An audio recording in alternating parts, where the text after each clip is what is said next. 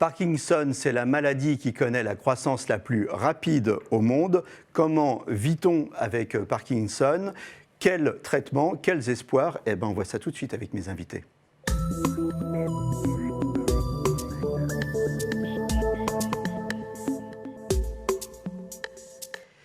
En duplex, Amandine Lagarde. Amandine Lagarde, vous êtes directrice adjointe de France Parkinson. Avec moi sur le plateau, le professeur Philippe Rémy. Vous êtes professeur de neurologie et coordinateur du centre expert Parkinson à l'hôpital Henri Mondor. Et Claude Marcadet, vous êtes patient expert. Patient ressources. Patient ressources. Ah, vous n'aimez pas qu'on dise patient expert, hein, vous dites patient ressources. Pourquoi ressources expert? C'est quoi la différence? C'est comme ça, c'est un petit peu... J'ai l'impression que le mot expert donne un peu d'importance au terme, alors que le patient ressources, c'est plutôt un côté relationnel. Et on en reparlera, je pense, dans l'émission. Oui, on va détailler ce qu'est un patient expert, donc ressources. Voilà, est censé aller aider d'autres malades, et je pense que c'est plus dans le sens de la ressource que dans le sens de l'expertise. C'est mon analyse. OK. Alors justement, vous allez nous parler de votre parcours de patient, de malade de Parkinson. Vous avez 71 ans aujourd'hui. Et quand et comment vous avez découvert que vous étiez atteint de la maladie de Parkinson? Alors, je ne l'ai pas découvert à proprement dit, je l'ai fait découvrir par les médecins qui se sont occupés de moi avec beaucoup de talent et beaucoup de pugnacité. J'ai la chance d'avoir un généraliste qui me suit depuis très longtemps, qui a peut-être... sur une intuition, mis le doigt sur la chose très très vite. Je suis rentré d'un séjour à l'étranger avec un espèce de tremblement dans la jambe. J'allais voir mon médecin pour une prise de sang, je lui ai signalé. Il m'a dit possiblement Parkinson, mais on le saura que si on fait des examens complémentaires. Je te fais un petit mot pour aller voir un neurologue. Et puis... Mais il y a pensé tout de suite, il ne vous a pas pris à la légère. Oui, vous posez la question, mais à chaque fois que je raconte l'histoire, c'est la même réaction qu'un médecin généraliste ait pu avoir l'idée que, je trouve ça génial, il a eu l'idée. Donc je suis allé... La seule vraie difficulté dans mon parcours médical, en fait, c'est de prendre le rendez-vous avec le neurologue. J'ai eu un petit peu de mal. Une fois trouvé le neurologue qui allait me suivre, après tout s'est enchaîné avec du temps, mais de la facilité, différents examens de recherche, un électroencéphalogramme, un IRM, un scanner, puis un électromyogramme qui a révélé peut-être la notion de Parkinson, et pour finir, un DAT-scan, passé à l'hôpital Henri Mondor de Créteil, qui lui a validé l'hypothèse du médecin, donc qui a diagnostiqué l'existence de Parkinson. Ce parcours-là, ça a pris combien de temps à peu près? Septembre, l'ordonnance du médecin généraliste, mars de l'année suivante, le Parkinson avéré. Donc assez rapide, 6 mois. 6 mois. Ouais, voilà, donc assez rapide. On vous annonce ça, c'est quoi votre réaction? Je suis malade, j'ai quelque chose, je ne sais pas vraiment ce que c'est, je ne suis pas allé sur Internet regarder, je ne me suis pas informé, je n'ai pas cherché. Mais finalement, je sors de là, de l'hôpital où j'ai fait les examens, mes parents y sont passés avec des cancers, je les ai vus souffrir. Je me dis, j'ai pas de cancer. Ça paraît un peu bêta comme réaction. Vous positivez. Mais c'était une façon vous êtes soulagé en fait, vous dites, j'ai ça, mais j'ai pas de cancer. Voilà, c'était cool. Ça. C'était le moyen de me dire, allez, vas-y. Remarquez, je ne veux pas vous plomber le moral, mais ce n'est pas parce que vous avez Parkinson que vous n'aurez pas de cancer. Mais les 6 ans qui viennent de passer sont passés. Voilà. Les 6 ans qui viennent de passer sont passés sans cancer, donc. Alors, vous l'avez dit, on va redevenir sérieux. Vous l'avez dit tout de suite à votre entourage, ou alors vous. Oui. Mon entourage était déjà dans l'information au niveau des examens que je passais. Enfin, mon entourage, c'était mon épouse, mes 3 enfants, et puis mes parents, à qui j'ai raconté l'histoire. Mes parents, sans grand détail, parce qu'ils ont 90 ans, et ce n'était pas la peine de les orienter vers des choses qui auraient pu les inquiéter plus que ça. Mais ma femme et mes fils, oui, bien sûr, très très vite, ont été dans la confidence et ont suivi avec moi l'évolution. Et c'est important de se sentir justement compris, soutenu par... Alors, je l'ai mesuré après. Oui. Je l'ai mesuré après, et je l'ai mesuré au travers de tout le parcours qui a suivi derrière. C'est que, finalement, dans l'entourage, moi-même, personne ne connaît Parkinson, parce que ce n'est pas une maladie qui est sur le devant de la scène, comme l'est le cancer dont on parlait, ou comme l'est Alzheimer, qui sont des maladies que je trouve beaucoup plus médiatisées. Parkinson, j'en avais entendu parler, mais je ne savais pas trop vraiment ce que c'était, et personne autour de moi ne savait vraiment ce que c'était. Donc on est parti un petit peu explorer la maladie au travers de mes problèmes. Qu'est-ce que vous avez eu comme traitement? Un traitement médical à base de cachets qui ont été pris pendant 4 ans jusqu'à ce qu'un effet secondaire se déclenche sur la prise d'un des médicaments. Là aussi diagnostiqué par mon médecin généraliste, le même que celui qui avait imaginé Parkinson au départ. Il est bon celui-là. Oui, on peut faut qu'on échange les adresses. Ouais, ouais.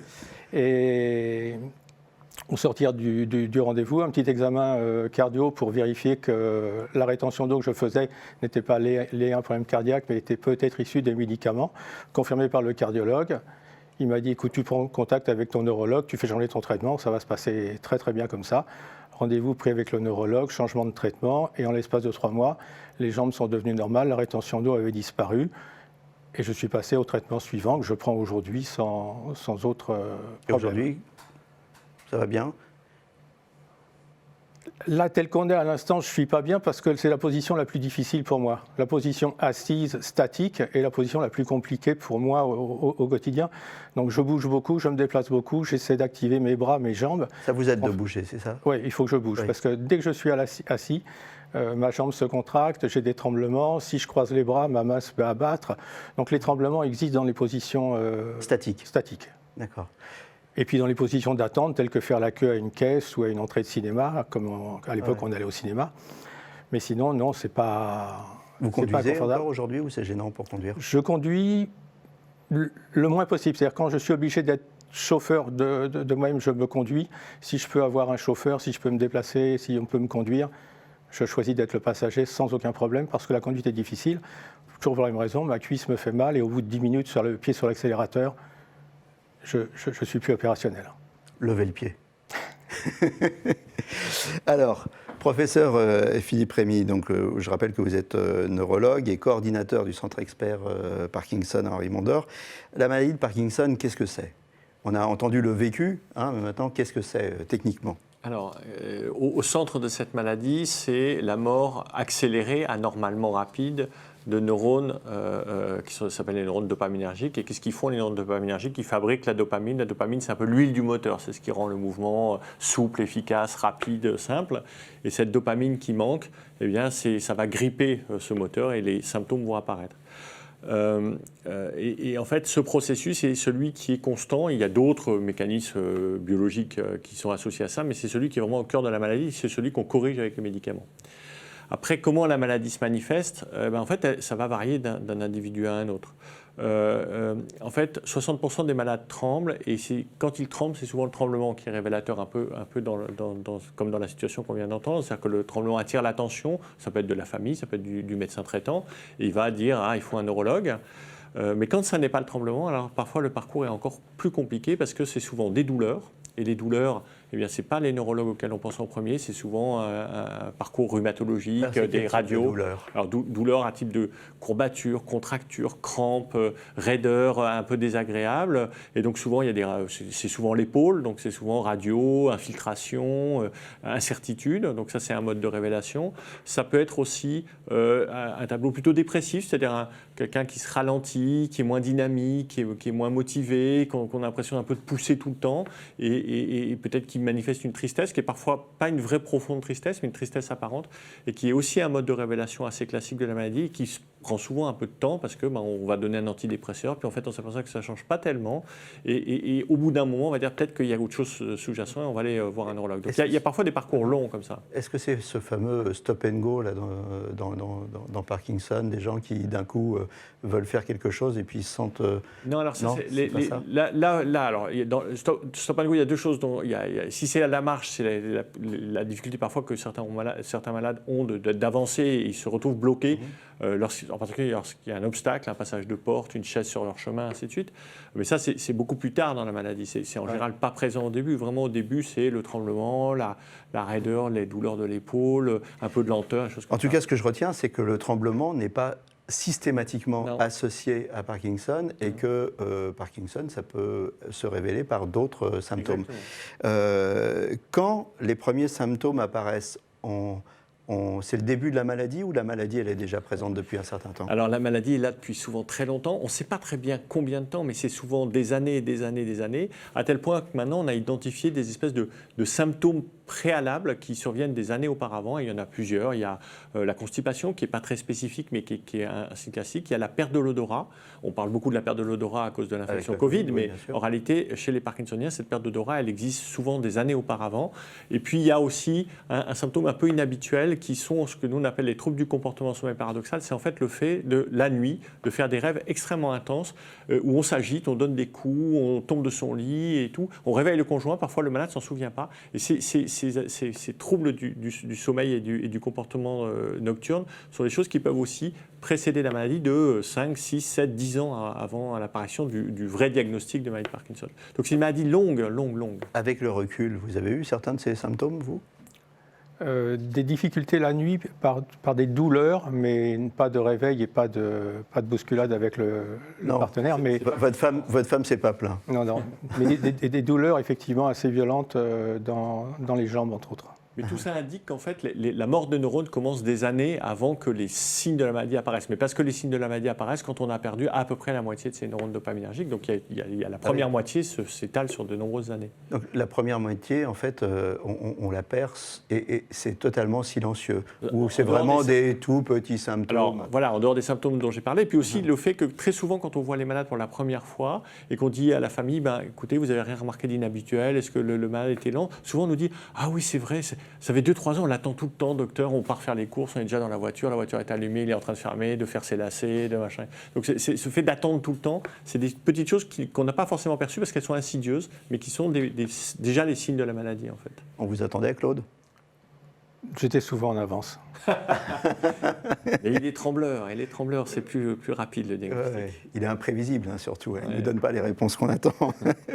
Est-ce qu'il y a des personnes à risque ? Alors, des personnes à risque, c'est un problème un peu compliqué. D'abord, il existe des formes génétiques de maladie de Parkinson. Elles sont peu fréquentes chez les Caucasiens, c'est-à-dire chez les Européens. Elles sont plus fréquentes dans d'autres régions géographiques. Et puis, il y a des personnes à risque, on va dire, les gens qui sont en contact avec des insecticides. Et on va dire, en particulier les agriculteurs et même les viticulteurs, encore plus que les autres agriculteurs, sont probablement plus à risque de développer la maladie parce qu'en raison de ces contacts importants avec les insecticides. Statistiquement, on l'a constaté, parce qu'on sait déjà qu'il y a une montée des cancers chez les agriculteurs, mais aussi...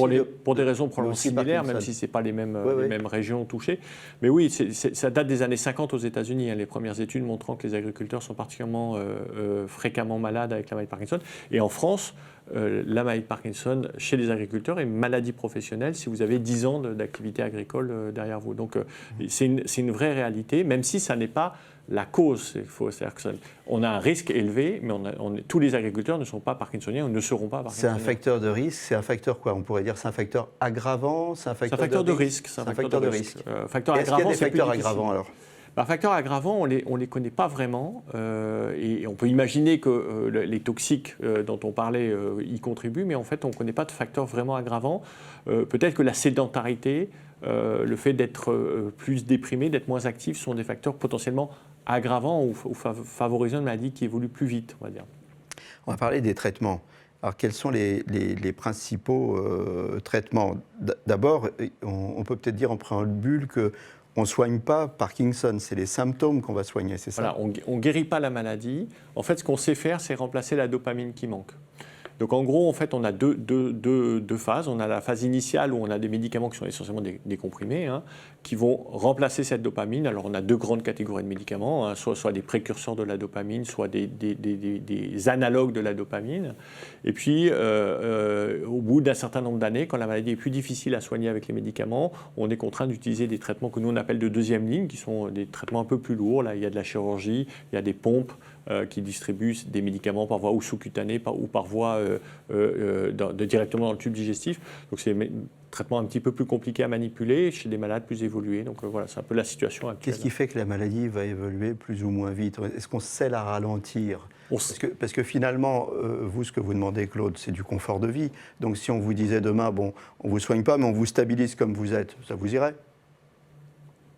Enfin, ça vous irait mieux si on vous disait on vous guérit, bien sûr. Mais bon, là, je ne vous le dis pas. Non, mais comme on est parti du principe, effectivement, qu'on ne pouvait, au travers des médicaments, que ralentir le développement de la maladie, c'est vrai que rester dans la situation dans laquelle je sais, pour les 10, 15, 20 ans à venir, je signe. Vous signez tout de suite. Oui. On sait le faire, ça? Alors, on ne sait pas vraiment le faire aujourd'hui, parce qu'en fait, ce qui se passe, c'est que ce processus de mort des neurones, il continue, en fait. Il a commencé bien avant qu'on fasse le diagnostic, et il va continuer après que le diagnostic soit posé. Et aujourd'hui, on n'a pas un médicament disponible en pharmacie qui permette de ralentir cette évolution. Il y a sûrement des stratégies thérapeutiques qui sont meilleures que d'autres pour ralentir l'évolution, mais ça n'est pas un vrai processus de protection de ces neurones, ce qu'on ne sait pas encore faire. On travaille dessus, on en parlera peut-être tout à l'heure. Par contre, on a quand même un certain nombre de facteurs qui suggèrent qu'il y a des moyens d'améliorer cela. C'est en particulier l'activité physique. Ça fait maintenant une dizaine d'années qu'il y a eu énormément de travaux qui ont montré que, on va dire, bouger, c'est un facteur de protection ou un facteur de maintien des capacités physiques qu'il faut absolument investir. Et donc, on dit maintenant à tous nos malades, bougez, faites des activités physiques. C'est très important pour ralentir la progression ou en tout cas maintenir vos capacités le plus longtemps possible. Vous bougez, Claude?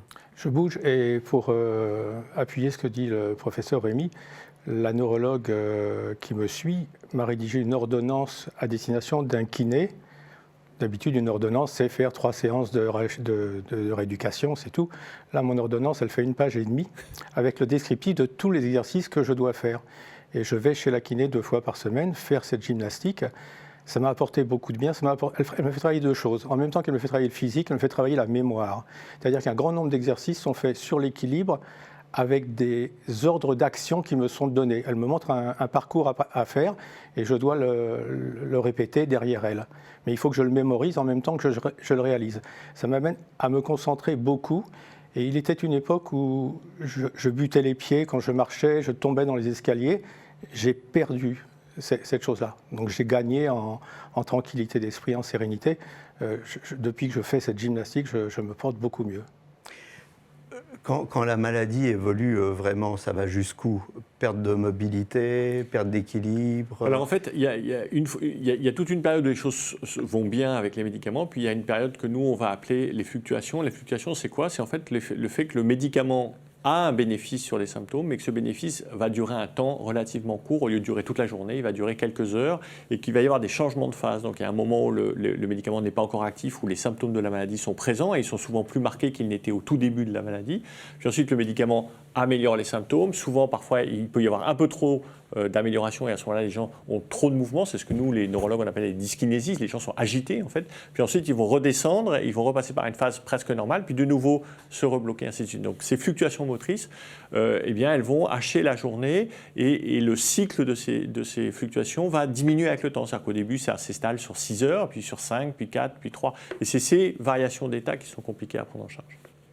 Et c'est à ce stade-là qu'on commence à parler de stimulation cérébrale profonde. Qu'est-ce que c'est la stimulation cérébrale profonde? La stimulation cérébrale profonde, c'est une technique qui a été inventée par nos collègues de Grenoble et dont l'idée est que, à cause du manque de dopamine dans le cerveau, il y a un petit noyau tout petit, ça ressemble à un haricot en fait, qui s'appelle le noyau sous-thalamique, qui est anormalement hyperactif. Et cette hyperactivité, en fait, ce qu'on fait, c'est qu'on la bloque avec une électrode. On descend une électrode et on stimule à très haute fréquence, on sidère en fait ce noyau. Et en fait, il est paralysé. Et cette hyperactivité qui est anormale s'arrête et du coup les symptômes diminuent. Ils diminuent d'environ 50-60% l'ensemble des symptômes parkinsoniens, donc c'est très bénéfique, mais ça n'empêche pas la maladie d'évoluer. C'est juste un traitement continu, permanent, qui diminue l'ensemble des symptômes. En quelques minutes, parce qu'on arrive bientôt à la fin de l'émission, les recherches, les espoirs de traitement. Alors, la recherche la plus intéressante, c'est celle qui vise à essayer d'empêcher la maladie d'évoluer, parce que c'est ce qu'on ne sait pas faire aujourd'hui et qu'on rêve de savoir faire. Et depuis quelques années, ce qui est intéressant, c'est qu'on a compris un certain nombre de mécanismes de la mort neuronale dans cette maladie, et donc on a identifié des cibles thérapeutiques. Alors, il y en a plusieurs qui sont en cours d'expérimentation. La première, c'est qu'on sait qu'il y a des dépôts de protéines anormales dans le cerveau des malades, c'est une protéine qui s'appelle en particulier l'alpha-synucléine. On essaye de l'enlever du cerveau. En fait, on envoie des anticorps qui vont attraper cette alpha-synucléine et la sortir du cerveau. On sait aussi qu'il y a trop de fer dans les neurones dopaminergiques. On ne sait pas trop pourquoi, mais on sait que ce fer est délétère. Et on essaye de retirer le fer des neurones dopaminergiques.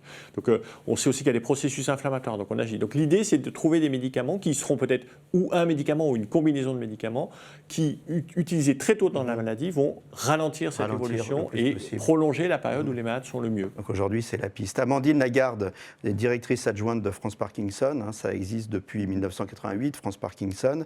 Quelles sont les actions de l'association? Alors, elle existe depuis 84. Elle est reconnue du service public depuis 88 et Ses missions principales, c'est à la fois soutenir et accompagner les personnes malades et leurs proches, informer sur la maladie et former sur cette maladie, y compris les professionnels, soutenir et financer la recherche, mobiliser les pouvoirs publics et sensibiliser l'opinion pour mieux faire connaître aussi la maladie de Parkinson de tous, en fait, du grand public.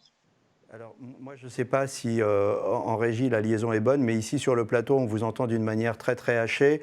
Donc, je vais me tourner vers Claude. Claude, patient ressources, hein, donc on l'a dit. Alors, qu'est-ce que c'est un patient ressource ? Alors, un patient ressource, c'est un patient qui donne de son temps avec l'équipe médicale de l'hôpital où il est soigné, pour aller aider, tant qu'il le peut, d'autres patients qui apprennent la maladie, qui découvrent la maladie. Ça se passe au travers d'ateliers. Alors d'abord, on parlait France Parkinson, Amandine était avec nous à l'instant. Moi, j'ai suivi auprès... Je suis désolé, mais on ne l'entend pas bien. Ouais, c'est pour ça qu'on ne lui laisse pas plus la parole. J'ai suivi auprès de France Parkinson une petite formation d'une 50aine d'heures qui n'était pas une formation médicale. C'est pour ça que j'ai fait la notion entre expert et ressources, parce qu'expert donne un côté un peu plus... connaisseur, savant. Voilà, sachant Voilà. alors que ressources, c'est plutôt un côté humain Ouais. pour moi. Et donc j'ai suivi une formation qui m'a amené à être patient ressources, activité que je pratique avec l'équipe ActiPark de l'hôpital Henri Mondor.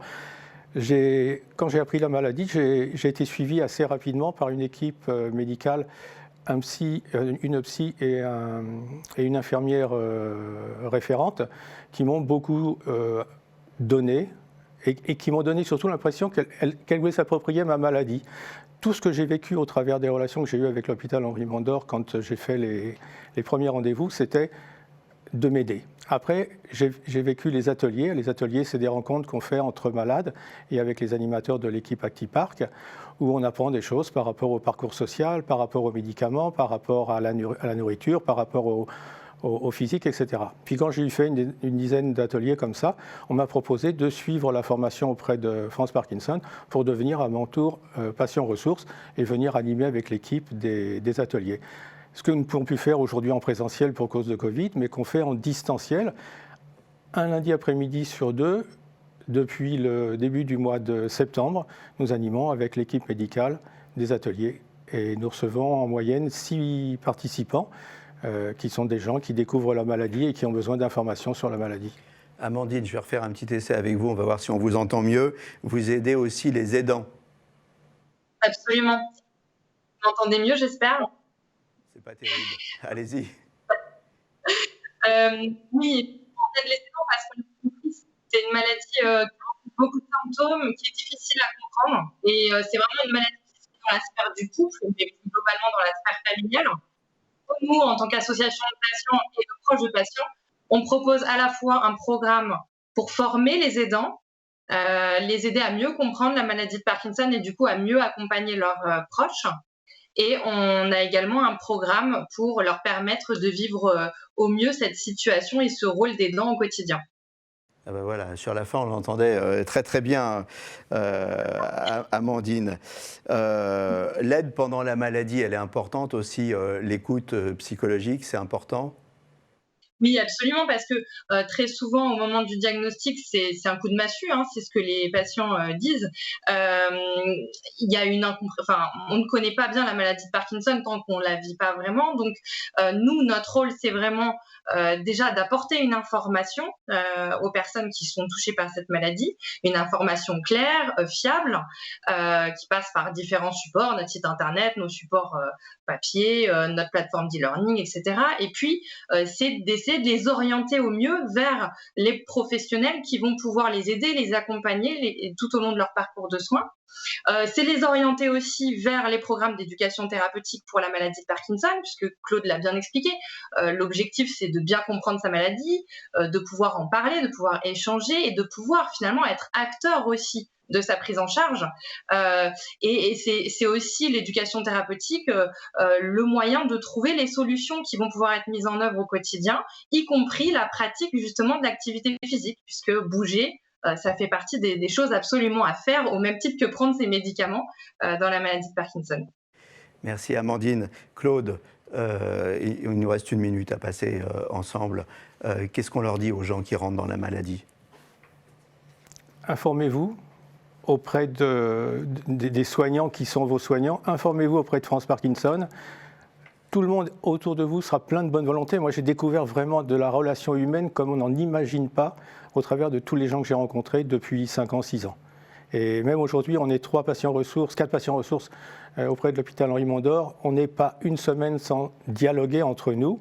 Et puis, on se raconte notre vie au quotidien et notre rôle de patient ressources. Informez-vous, communiquez. Merci Amandine Lagarde, vous êtes, je rappelle, directrice adjointe de France Parkinson. Merci professeur Rémy de nous avoir éclairé sur Parkinson. Claude Marcadet, patient ressources, pas patient expert, je ne vais pas le dire 2 fois. Merci de votre témoignage.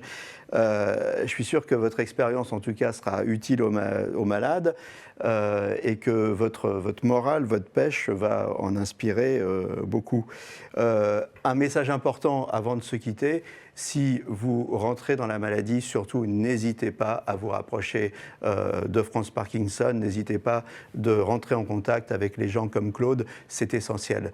Voilà, à très bientôt pour un nouveau numéro de Capital Santé et d'ici là, portez-vous bien.